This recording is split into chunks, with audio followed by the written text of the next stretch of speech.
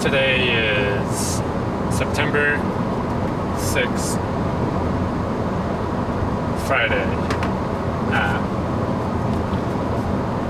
I'm getting better with the dates, maybe because I'm still kind of fresh off the second leg, relatively fresh. And it's also probably because at the coffee shop, the barista said it's Flannel Friday. And whenever I check Instagram, it says Throwback Thursday. So that kind of puts my week in perspective.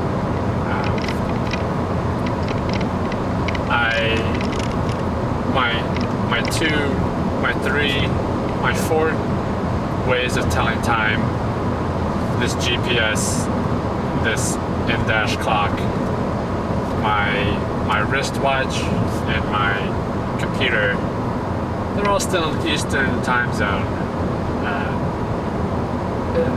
It might be because I'm too lazy to change it. It also might be because I want to be able to still hold on to that Eastern time zone, still hold on to New York and ego back home. But this morning I was in Bismarck, North Dakota. I could have sworn I was in Mountain Time Zone, but I wasn't. And then whenever I checked the atlas, I was still in Central Time Zone. But right down, if you go straight south, you hit Pierre, South Dakota, and you're in Mountain Time Zone. So now I think I'm in Mountain Time Zone. I crossed a bridge in Pierre that said leaving Central Time Zone, now entering Time Zone. My iPhone doesn't know about that. My iPhone is still an hour behind, which is better than my other four methods of telling time.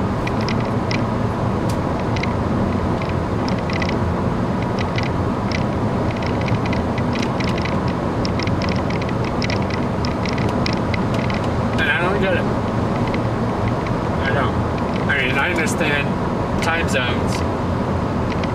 I understand the concept of time zones. I just don't understand how you can go from a central time zone city, go straight down and be in the mountain time zone. It's for political reasons too, I'm sure. When I was in Pennsylvania driving these backcountry roads, I'm on US 83, by the way. When I was in Pennsylvania driving from Philadelphia to Pittsburgh, I was driving through and saw this Amish girl. I think she was Amish. She was dressed like what I think an Amish would dress like, and I saw her waiting at a bus stop.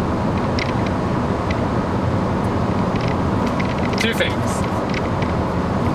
I don't think the Amish ever have to worry about time zones. I think they learn about it. They might have the idea of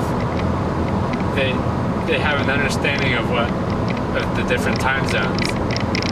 But I just can't imagine that they would ever need to ever adjust their sundial or their I don't know how they tell time. But then how is she waiting for the bus? That's another thing. She's using the bus. I asked this girl this, and she was like, oh yeah, the Amish, they can use the bus, they just can't drive the bus. They can get into a vehicle, they just can't operate the vehicle. And I guess that's a kind of a loophole. That's like, you know, they have phone. She told me they have phone booths at the end of the street, so they can't have a telephone inside of their house, but they can make calls if they leave the house and go down the street. And I'm not disrespecting their religion. I just have some questions. Like, whenever time travel is invented, can they time travel? They can't go. I mean, they can't be the driver of this time machine, but they can jump into the time machine and go to any period of time they want. That seems like a really big loophole to me. Or maybe it's perfect for them. They can go back to when, you know, before the Industrial Revolution. They can go back to the 1600s. That might be terrific for them. But then they'll never get to wait for the bus or use a payphone.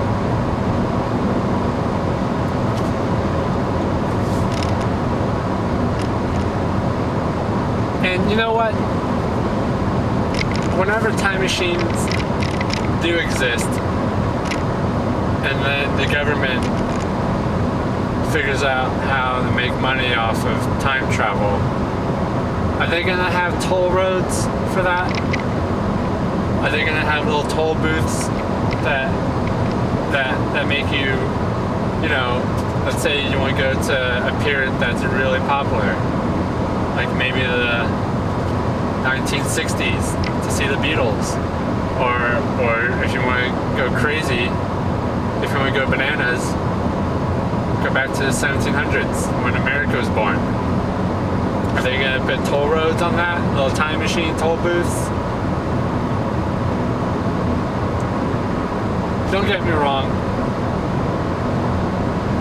I understand toll booths, and I support them if they make sense. Like the Mackinac Bridge in Michigan, it connects the Lower Peninsula to the Upper Peninsula, and the toll probably goes towards the maintenance of this beautiful bridge. And then you're warned of it, you know about it, and then it's a great convenience because your only other option is to probably take a ferry, and that's that. The toll booths I don't like are the ones that surprise you. You just kind of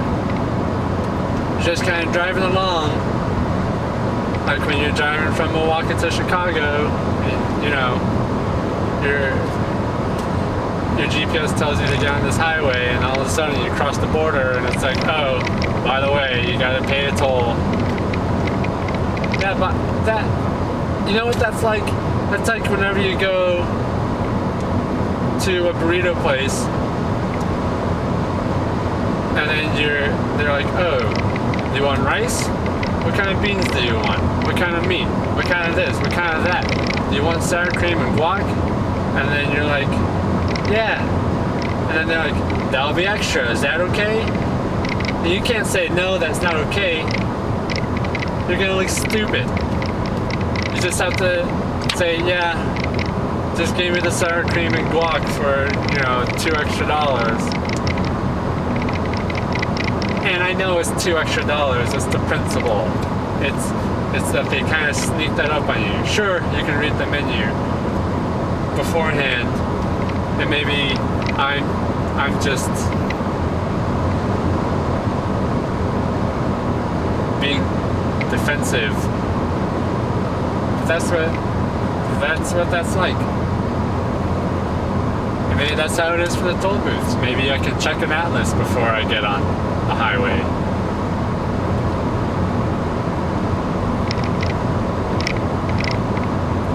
That's a good thing about the West, or at least the Midwest and pre-Pacific Coast West. You don't get a lot of toll booths here. Look at this. There's no one on the road except for that guy, that other guy. Those two cars way down there. Some horses here and there.